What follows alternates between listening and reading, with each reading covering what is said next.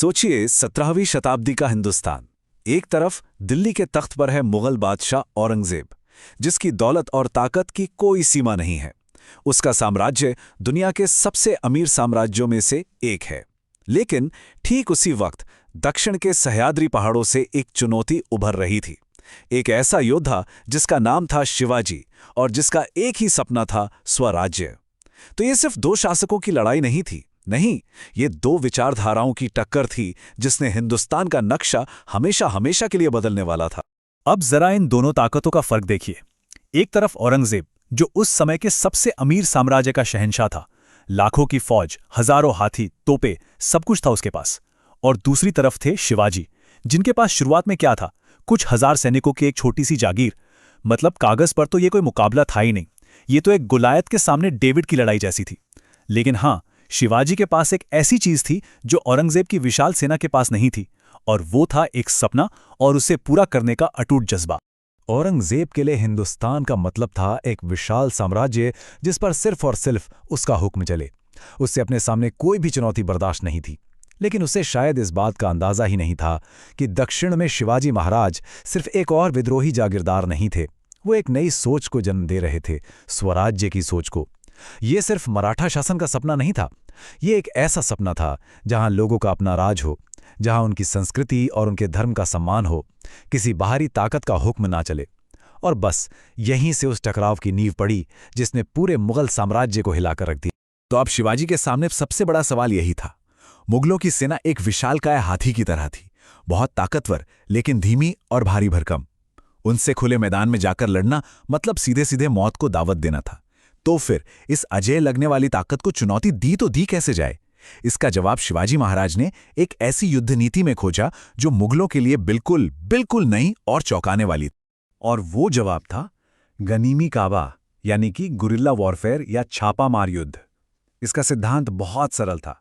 अचानक हमला करो जैसे बिजली कड़कती है, और फिर पहाड़ों और जंगलों में ऐसे गायब हो जाओ जैसे तुम वहां कभी थे ही नहीं। ये बड़ी सेना से सीधे लड़ने के बजाय उसे लगातार थकाने, परेशान करने की रणनीति थी। और सच कहूं तो मुगलों की विशाल सेना के लिए एक बुरे सपने जैसा था। वो एक ऐसे दुश्मन से लड़ रहे थे जिसे वो देख तो सकते थे पर पकड़ नहीं सकते थे। शिवाजी महाराज ने अपनी ताकत का आधार बनाया किलों को। उन्होंने बहुत कम उम्र में ही समझ लिया था कि सह्याद्री के ये ऊंचे ऊंचे किले ही उनके स्वराज की नींव बनेंगे, और यहीं से उनके उदय की कहानी शुरू होती है। और ये उदय कोई धीरे धीरे नहीं हुआ, अरे ये तो तूफान की तरह था। देखिए सिर्फ 2 दशकों के अंदर क्या क्या हुआ। 1646 में तोरणा किले पर कब्जा, एक किशोर की पहली बड़ी जीत। 1659 में बीजापुर के सबसे खूनखार सरदार अफजल खान का अंत। 1663 में औरंगजेब के अपने मामा शाइस्ता खान पर पुणे के लाल महल में घुसकर हमला। और फिर 1664 में मुगलों की सोने की खान कहे जाने वाले शहर सूरत की पहली लूट। हर एक जीत एक जोरदार संदेश थी, दक्कन में एक नई शक्ति का उदय हो चुका है। अफजल खान वाली घटना तो किसी कहानी से कम नहीं है। खान जो अपनी क्रूरता के लिए जाना जाता था, शिवाजी को बातचीत के बहाने धोखे से मारने आया था। उसने शिवाजी को गले लगाकर अपनी कटार से वार करने की कोशिश की, लेकिन शिवाजी सिर्फ बहादुर नहीं थे, वो बहुत बहुत चतुर थे। उन्होंने अपने कपड़ों के नीचे वाघनख यानी बाघ के पंजों जैसा एक खतरनाक हथियार छिपा रखा था। जैसे ही खान ने हमला किया, शिवाजी ने वाघनख से उसका पेट फाड़ दिया। ये सिर्फ एक व्यक्ति की हत्या नहीं थी, ये एक संदेश था कि मराठे किसी धोखे या धमकी से डरने वाले नहीं हैं।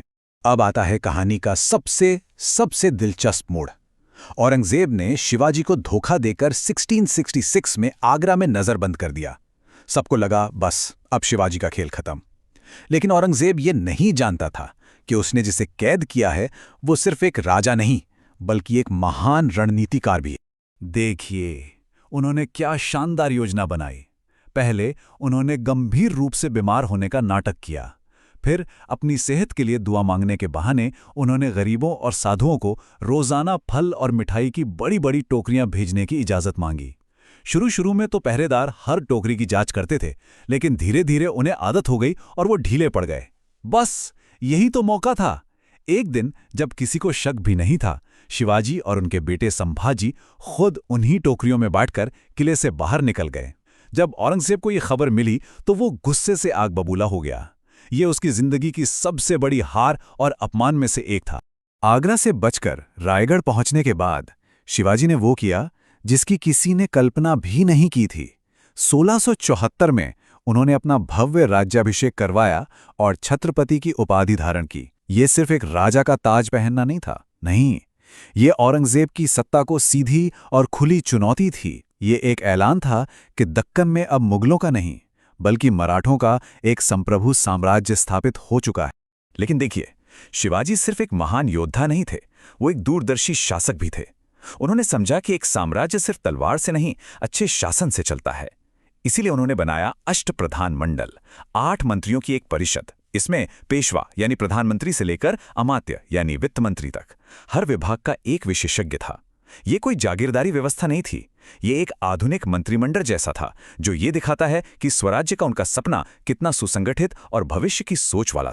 लेकिन ये स्वराज्य ये आसानी से नहीं मिला, इसके लिए बहुत बलिदान दिए गए। 1670 में सिंहगढ़ किले को जीतने के लिए उनके सबसे वीर सेनापतियों में से एक तानाजी मालुसरे शहीद हो गए। जब शिवाजी महाराज को यह खबर मिली तो उन्होंने कहा, गढ़ आला पण सिंह गेला, मतलब किला तो आ गया पर मेरा शेर चला गया। ये वाक्य आज भी मराठा इतिहास में वीरता और त्याग का प्रतीक माना जाता है। 1680 में शिवाजी महाराज का निधन हो गया। औरंगजेब को लगा कि चलो अब मराठा शक्ति खत्म हो जाएगी, लेकिन वो गलत था, बहुत गलत। शिवाजी की जलाई हुई स्वराज की मशाल को थामने के लिए अगली पीढ़ी पूरी तरह तैयार थी। शिवाजी की विरासत को आगे ले जाने का जिम्मा 2 बहुत ही असाधारण लोगों पर आया। पहले उनके बेटे छत्रपति संभाजी महाराज, जो अपने पिता की तरह ही निडर और बहुत बड़े विद्वान थे, और उनके बाद मराठा इतिहास की सबसे शक्तिशाली महिलाओं में से एक रानी ताराबाई, एक ऐसी वीरांगना जिन्होंने सीधे औरंगजेब को चुनौती दी और उसके विशाल साम्राज्य को घुटनों पर ला दिया। 1689 में संभाजी महाराज को धोखे से पकड़ लिया गया। औरंगजेब ने उनके सामने एक शर्त रखी, अगर वो इस्लाम अपना लें तो उनकी जान बख्श दी जाएगी।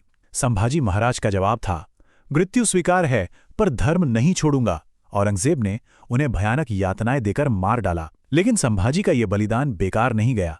इसने मराठों के दिलों में गुस्से और प्रतिरोध की ऐसी आग जलाई जो पहले से भी कहीं ज्यादा प्रचंड थी। संभाजी महाराज की शहादत के बाद औरंगजेब खुद एक विशाल सेना लेकर दक्कन आया। उसे लगा कि वो बस कुछ ही महीनों में मराठों को कुचल देगा, लेकिन ये युद्ध कुछ महीने नहीं बल्कि दशकों तक चला, और यही युद्ध मुगल साम्राज्य के ताबूत में आखिरी कील साबित हुआ। पूरे 26 साल सोचकर देखिए, औरंगजेब जो ये सोचकर दक्कन आया था कि कुछ ही महीनों में मराठों का नामो निशान मिटा देगा, वो अपनी जिंदगी के आखिरी 26 साल वहीं फंसा रहा। इस कभी ना खत्म होने वाले युद्ध ने मुगलों का खजाना पूरी तरह खाली कर दिया, उनकी सबसे अच्छी सेना मारी गई और साम्राज्य अंदर से बिल्कुल खोखला होने लगा। तो सवाल यह है कि आखिर हिंदुस्तान का सबसे ताकतवर बादशाह हारा क्यों? क्योंकि ये सिर्फ एक सेना की दूसरी सेना से लड़ाई नहीं थी, ये औरंगजेब की विशाल लेकिन थकी हुई सेना के खिलाफ एक पूरे जन आंदोलन की लड़ाई थी। मराठों की वही छापामार युद्ध नीति, रानी ताराबाई का शानदार नेतृत्व और संताजी धनाजी जैसे सेनापति जो बिजली की तेजी से हमला करते थे, इन सब ने मुगलों को परेशान कर रखा था। लेकिन सबसे बड़ी ताकत थी स्थानीय जनता का समर्थन, जिसने इस लड़ाई को अपनी लड़ाई बना लिया था। 1707 में लगभग 90 साल की उम्र में औरंगजेब की मौत हो गई। वो एक थका हुआ, हारा हुआ बादशाह था। कहते हैं अपनी मृत्यु से पहले उसने खुद कहा था, मैं खाली हाथ आया था और खाली हाथ जा रहा हूं। उसे शायद अपनी जिंदगी की सबसे बड़ी लड़ाई की निरर्थकता का एहसास हो चुका था। और औरंगजेब की मौत के साथ ही मुगल साम्राज्य बिखरने लगा। उसके बेटों में गद्दी के लिए लड़ाइयां शुरू हो गईं। मराठे, सिख और जाटों ने विद्रोह कर दिया। बंगाल और हैदराबाद जैसे बड़े बड़े प्रांतों के गवर्नर आज़ाद हो गए। जो साम्राज्य कभी हिंदुस्तान की सबसे बड़ी ताकत था, वो अब ताश के पत्तों की तरह डह रहा था। तो आखिर एक विशाल साम्राज्य के पतन और एक सपने से जन्मे राष्ट्र के उदय की ये कहानी हमें सिखाती क्या है? ये हमें बताती है कि इतिहास में बड़ी बड़ी सेनाएं और भरे हुए खजाने हमेशा जीत की गारंटी नहीं होते। सच्ची ताकत तो रणनीति, लोगों के समर्थन और उस अटूट दृढ़ता में होती है, जो किसी सपने को हकीकत में बदलने के लिए हर चुनौती का सामना कर सकती है। ये कहानी हमें याद दिलाती है कि कभी-कभी इतिहास का रुख एक अकेला विचार या एक अदम्य इच्छा शक्ति भी बदल सकती है।